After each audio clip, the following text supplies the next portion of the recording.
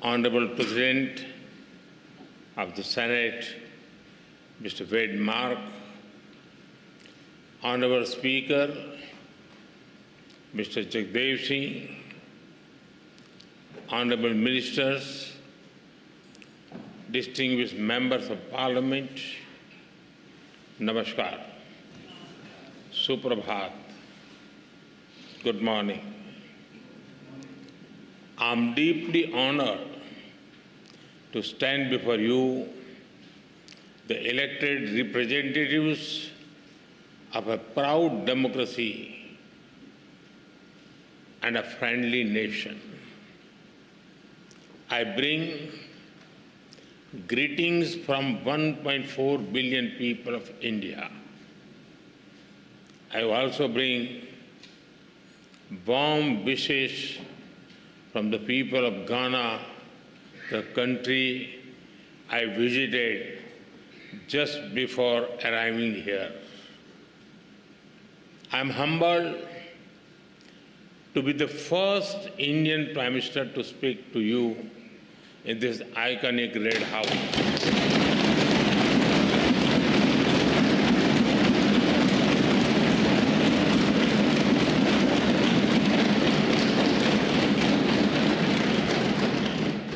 This historic red building has seen struggles and sacrifices of the people of Trinidad and Tobago for freedom and dignity.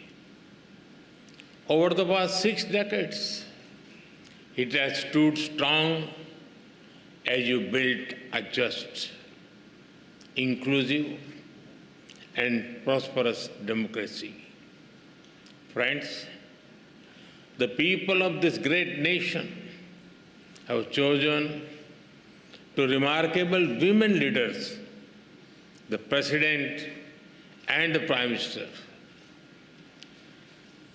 They proudly call themselves daughter of the Indian diaspora.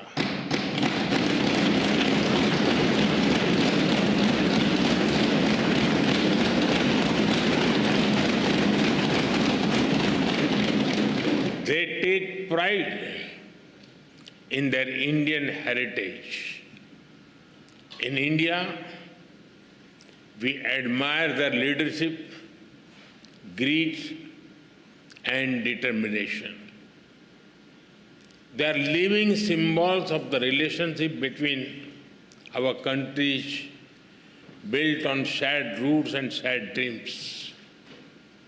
Distinguished members, both our nations rose from the shadows of colonial rule to write our own stories with courage as our ink and democracy as our pen. Today, both our nations stand as proud democracies and pillars of strength in the modern world. A couple of months ago, you celebrated the Festival of Democracy by participating in elections. I congratulate the people of this country for their wisdom and vision for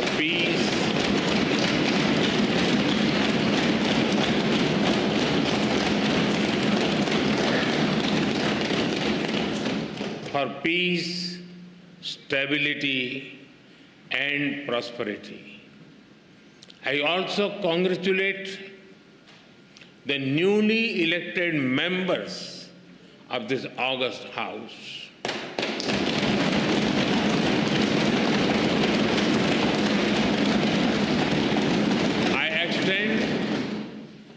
Special greetings to Prime Minister Kamalaji for forming the government once again.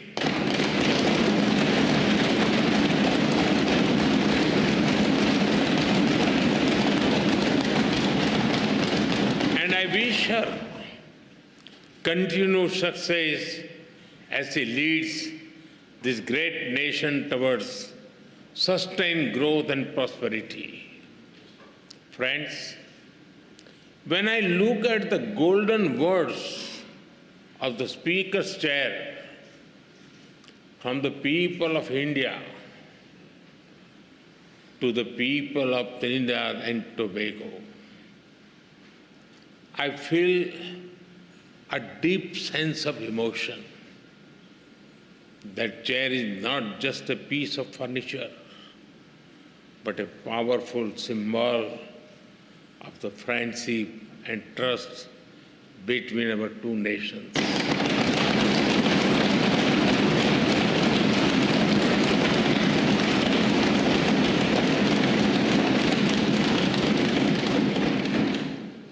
The words expresses the bond that one democracy feels for another. आप सभी जानते हैं, भारतीयों के लिए democracy सिर्फ एक political model भर नहीं है, हमारे लिए ये वे ऑफ लाइफ है, हमारी हजारों वर्षों की महान विरासत है। इस संसद में भी कई साथी ऐसे हैं जिनके पूर्वज बिहार से हैं। वो बिहार जो महाजनपदों यानी एंशिएंट रिपब्लिक्स की भूमि है। In India, democracy is not just a political system, for us it is a way of life. Your parliament also has some members whose forefathers were from the Indian state of Bihar, which is famous for centers like Vaishali. Friends, there is a natural warmth in the connection between our two countries. I must say, Indians are among the most passionate fans of the West Indies cricket team. We cheer for them with all our heart, except when they are playing against India.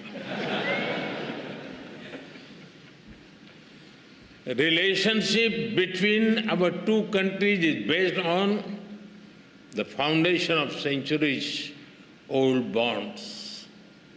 180 years ago, the first Indians arrived on this land after a long and hard journey. Oceans away, the Indian beats blended beautifully with the Caribbean rhythm. Here, Bhojpuri found harmony with Creole. Dal puri met doubles, and tabla met the steel pan.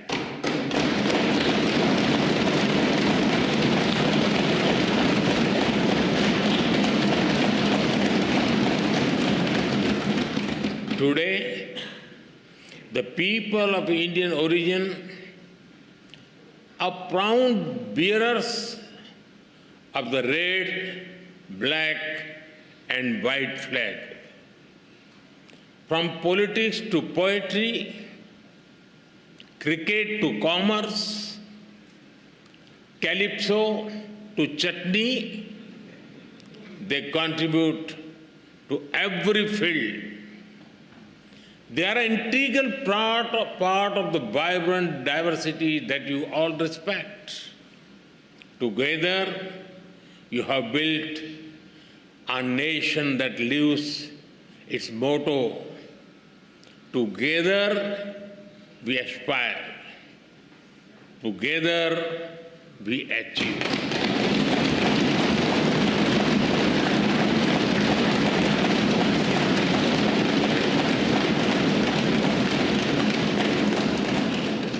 Friends, earlier today, Her Excellency, the President, graciously conferred upon me this country's highest national award. I accept it with humility on behalf of 1.4 billion Indians. Now, with immense gratitude,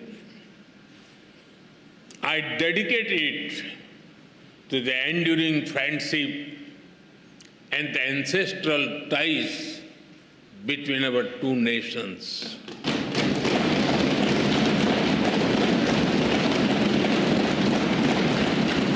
Friends, I'm delighted to so many women members in this House.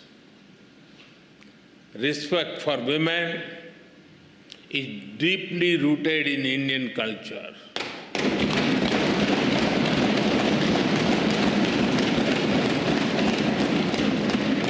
One of our important holy texts, the Skanda Purana, says, Dasaputro sama kanya, Dasaputran pravardhayan, Yat phalam labhate mratyam, Tat labhyam kanya ekaya.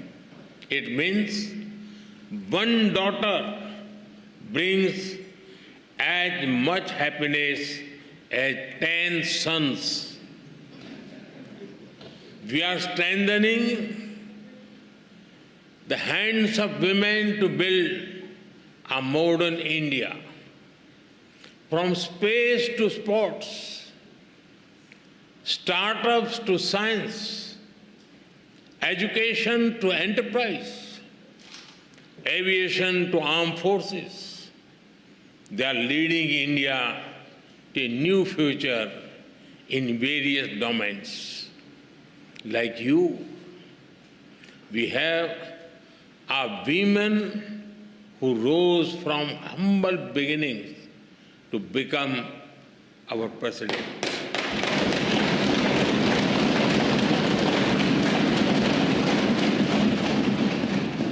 Two years ago, the Indian Parliament took a historic step, which decided to ensure a 33% reservation for women in Parliament and state assemblies. This assurance that is the coming generations, more and more women will decide the destiny and direction of the nation.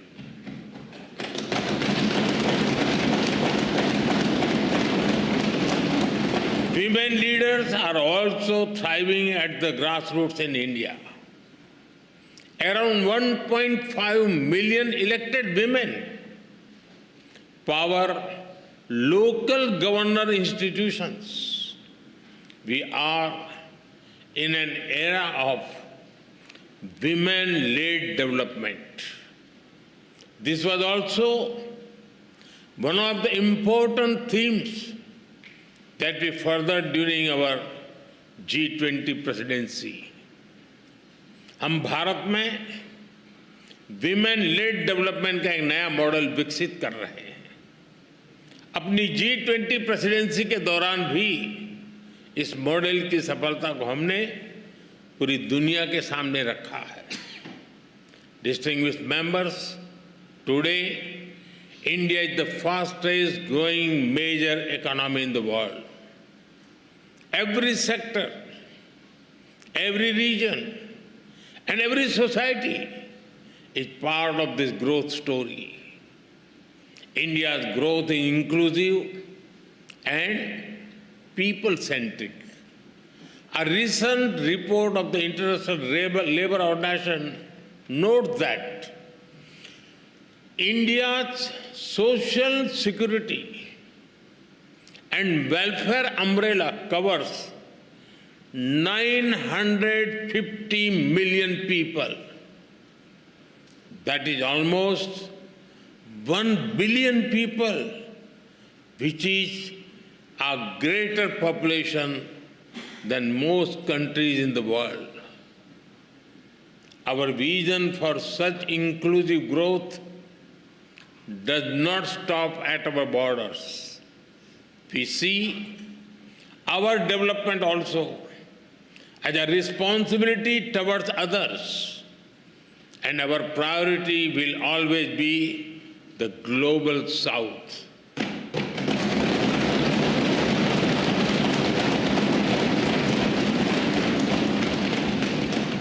With the same spirit, we are deepening our relations with Trinidad and Tobago. Our trade will continue to grow.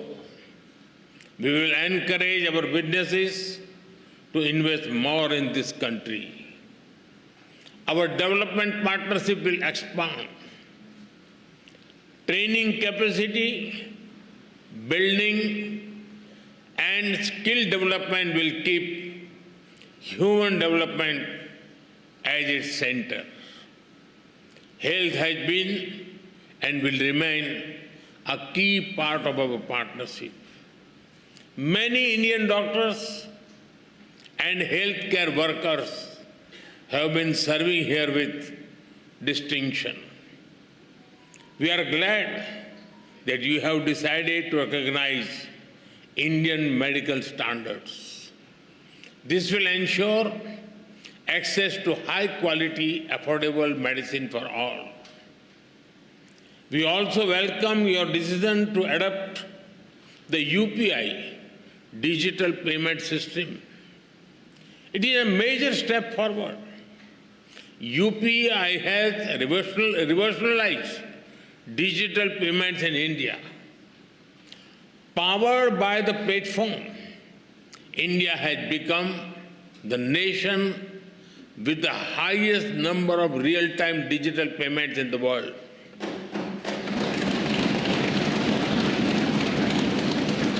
Today, in India, even the mango sellers have QR code.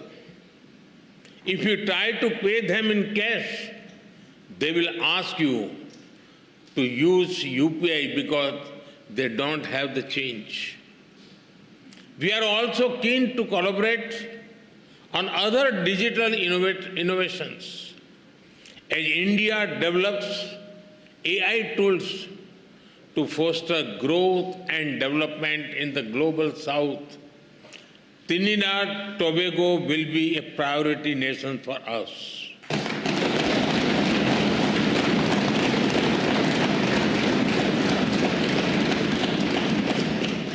We will share our expertise in agriculture, horticulture, and food processing.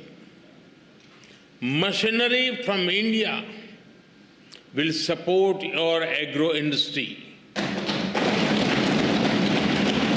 And because development is about dignity, we will organize an artificial limb fitment camp and differently abled citizens here.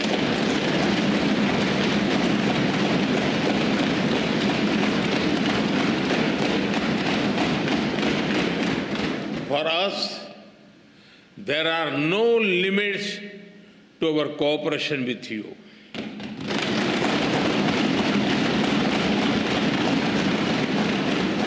We will always be guided by your needs and priorities. Friends, synergy between our nations holds immense promise. As a key player in the Caribbean and bridge to Latin America, Trinidad and Tobago has a great potential. I'm sure that our ties will help us forge a stronger connection with the wider region, building on the momentum of the second India CARICOM Summit, we are eager to collaborate on initiatives that enhance trade and investment, build infrastructure and mobility, implement community development projects, and above all, support capacity building, training and skill development on a large scale. Friends, I also see our partnership in a larger global framework. The scale and speed of change in the world is unprecedented. There are fundamental shifts in the nature of politics and power. Free trade is under pressure. There are growing global divisions, disputes, and disparities. The world is faced with challenges of climate change, food, health, and energy security. Terrorism remains a pressing threat.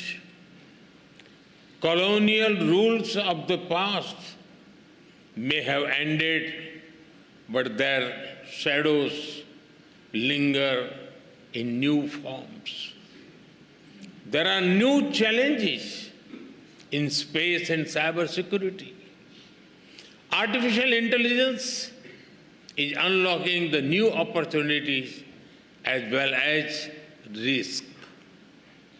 The old institutions are struggling to deliver peace and progress. At the same time, the global south is rising. They wish to see a new and fairer world order. When the United Nations turned 75, there was great hope across the developing world, a hope that long-pending reforms would be realized, that their voices would finally be heard.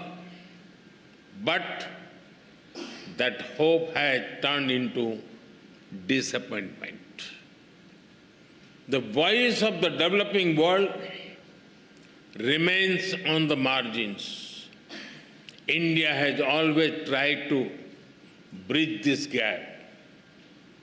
For India, Mahasagar, mutual and holistic advancement for society and growth across regions, is the guiding vision for the global south.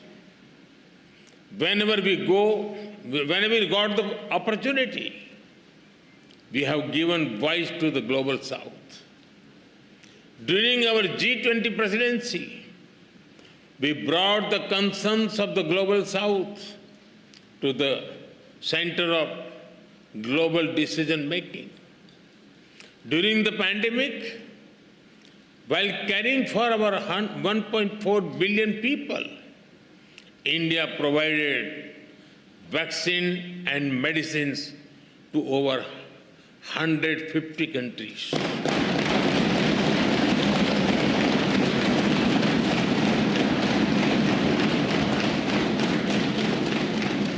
In times of disaster, we have responded swiftly with aid, relief, and solidarity. Our development partnerships are demand-driven, respectful, and without conditions. Distinguished members, it is time for us to work together to give the global south its rightful seat at the right table.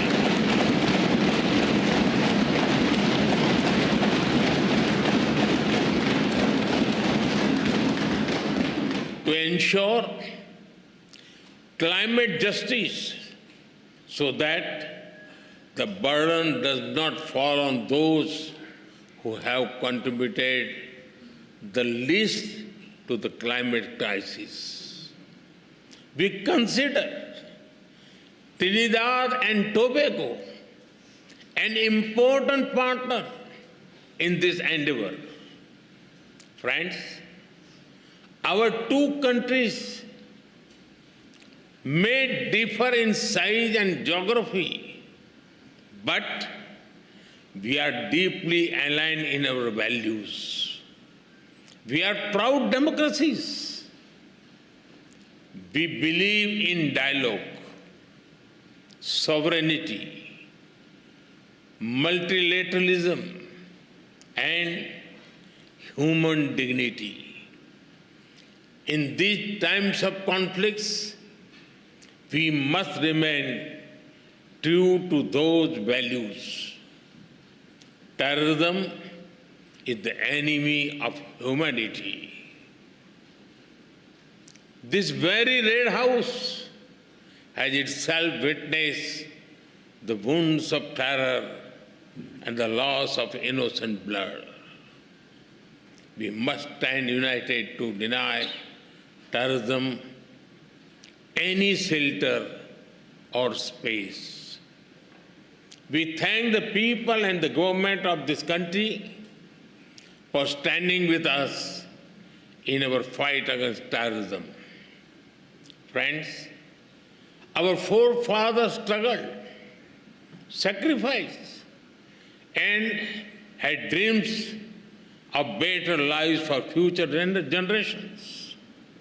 Both India and Trinidad Tobago have come a long way on the journey to the future we have promised our people.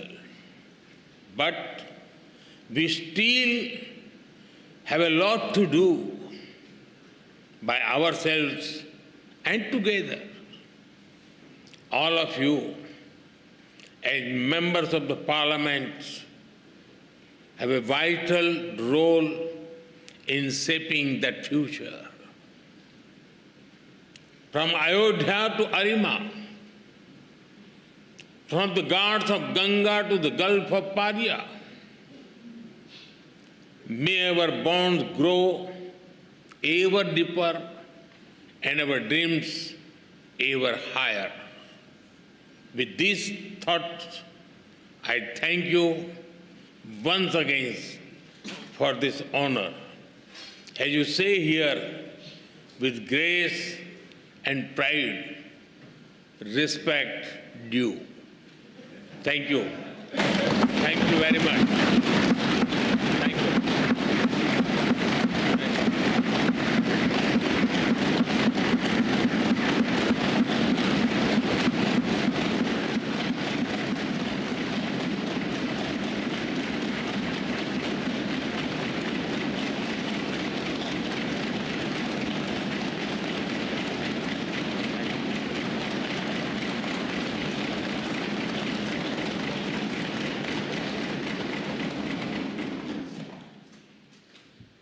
Honourable members of this joint assembly, I now call upon the Honourable Mrs. Kamla Prasad Bisesa of Senior Council, Member of Parliament and Prime Minister to deliver expressions of thanks on behalf of all parliamentarians here assembled.